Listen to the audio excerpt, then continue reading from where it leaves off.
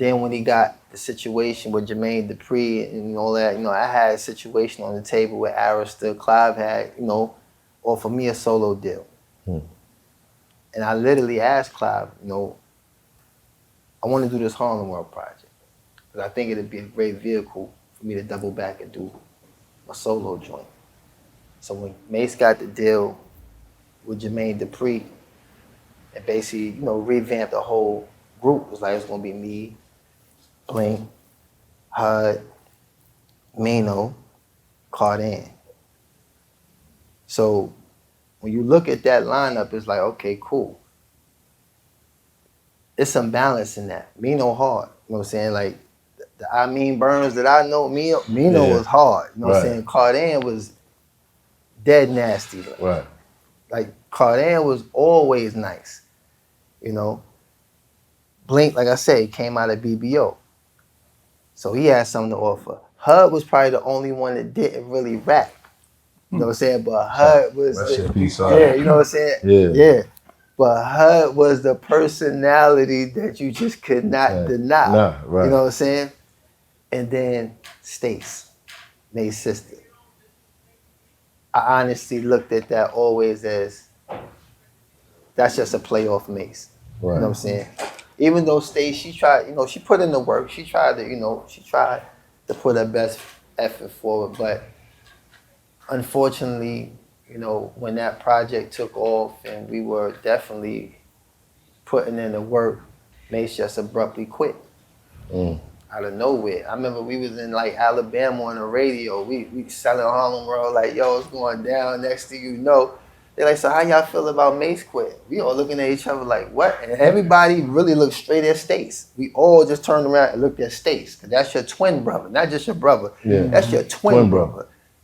And we out here in the middle of Alabama somewhere. You know what I mean? We ain't see that coming. We just like, yeah, Harlem World, we trying to sell. Right. And like, yo, why y'all feel about Mase quitting the music business? Everybody looked at Stace. And she had a look on her face like she didn't even know. Wow. So at that point, it was like, yo, it's over. It was done. Over. This situation only makes sense because of him. Right. You know what I'm saying?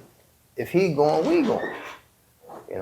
But I was fortunate enough, Clive Davis still gave me my solo opportunity and I signed to Arista. You know what I'm saying? From Arista. From Arista, working at Arista. Had a great album. You know what I'm saying? I was putting together. Yeah, keep going. Yeah, keep going. Keep going. You know what I'm saying? From Arista, I was working on a great album. And then Clive made an announcement that he was leaving Arista, forming J Records. Right. And I'm like, I can't win. People just leave. Breaking out. Yeah, I'm just a victim of abandonment. You know what I'm saying? And it's funny now, but when you think about going back to what we started, the fathers, everything, all like always, it was just always some form of abandonment. You know what I'm saying? And at that point, the only ray of light that came through is that, Mark Pitts was my manager. Right. Shout out to Mark Pitts, Storm. Yep, I was Biggie manager. Right. And Mark was managing me, and he ended up getting the A&R position at Arista under L.A. Reid. So now we have somewhat of a conflict of interest because you can't manage an artist and be an A&R at the same time. Yeah. But Mark made it happen for me. With respect to his growth in the business, at the same time, he didn't leave Loon hanging. He said, yo, I heard Puff down in Miami, working on the album. You wrote for him before on the Forever album, so, I told him, boom, boom, boom. He wants you to come down there for 4 days and write 2 songs. I ended up going down there for 4 weeks and I wrote 11 songs, and the rest was history. Within those 11 songs, was I Need a Girl in there? The original I Need a Girl. Because really, people don't understand. No. That's part 2, really. The Mario Winans and Genuine is actually part 3. The first one is in the P. Diddy and the Bad Boy Family. Yeah. I'm going to leave y'all to do y'all homework. Not the saga continues. Saga continues. Oh, the saga continues in I 02. Need a That girl came out on in that 02. joint. Wow. The original I Need a Girl with Jack Knight singing on the chorus. It was a whole different type of hook and everything. Listen, It was different. Yeah. it was I Need a Girl. The original I Need a Girl. You want to know what's so funny about it? That didn't land till he said it. Yeah. I would have went That my was whole the life. original I Need a Girl. It's like Shook One's being Shook One's Part 2. Two, yeah. Or Mobb Deep actually having an album before the Infamous. People don't realize that there was a whole. People know it's like, shit. What's the Shook One's Part 1? But if you say it, you know, Juvenile Hell, people, it's just like when he said it, it was like, Yeah. Bang. Yeah, because the thing was, you know, he was going through the whole situation with Club New Yorker thing. Right. And when I got down there, I remember clear as day, I think they had went out to like Club Space or something. And I was like, I ain't here for that. You know what I'm saying? Because I had something very serious going on in my personal life. And it's like I needed to make this work and get back to that. You know what I'm saying? But as I was sitting, they had a blackboard up with all the stuff that needed to be done. So it'd be like a song that had no hook, need 2 verses, need 3 verses, and a bridge. This, like, it was already laid out, and all of these lackadaisical efforts that was taking place was like, you know, like maybe people were putting in the work and probably like, I only like that verse, I only like that, I only like that. So I'm looking at like a skeleton of what could potentially be an Everything that album. needed to be done. Right. You know, and I remember when they went out to go party or something that night, and I was working 3 rooms at the same time. I went in and did one joint with Faith on it, went over here, did this. So when they came back, it's like, this kid is a wolf. Like, I'm you know, Yeah, you was on. I'm hungry. You was on. You don't even remember me being in the studio with you. Yeah, we talked about it. Yeah, we talked I about remember, it. Yeah. I remember, I mean, at the time, you know, we didn't really get the bill. Right. Because, you know, There was a lot I looked going at on. everybody that was passing through there, like, to be honest with you, I wouldn't even say competition, but someone that was that had the potential Right. to make sense of this mess that I was trying to make sense of, Well, you know? well, You know? that shit was...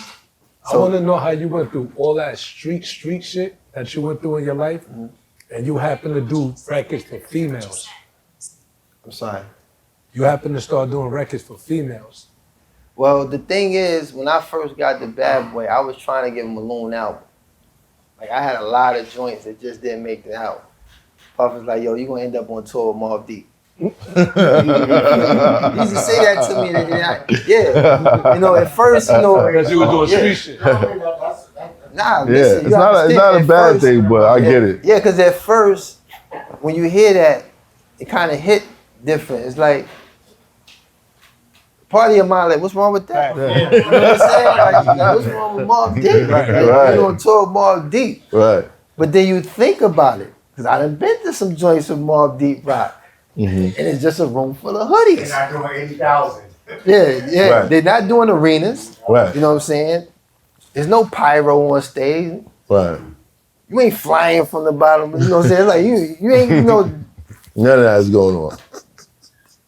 it's not the greatest show on earth. You know what I'm saying? Right.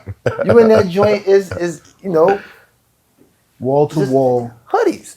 Nobody dancing. Everybody got their hands in Their their pockets. Right. You know what I'm saying? Yeah. First dude loosen up his food. You know what I'm saying? Yeah, the first dude that loosen up. You know what I'm saying? He's like, This is yeah. right. You watching. Right. And he summed that up in just one statement, like, yo, Yeah. you gonna end up on tour with Mobb Deep. I'm That's like, real ice in man. that chain right there. You know what I'm saying? Should Yeah. go right with my pinky. No right question. the You know what I'm saying? So it's like I said, I was conflicted. Like, first, like, what's wrong with that? You know what I mean? But then it's like, I get it. It's hot for trapper turn smack rapper. Only smack rapper that you know is smack rappers. Got bars I can hang with the backpackers. Trap star, I don't hang with the backpackers. I'm in the hood with the work you heard. Making fiends leave earth you heard. Got your baby mama thirst you heard. Feel the flow, nigga, throw it in reverse. This the wave you need to surf you heard.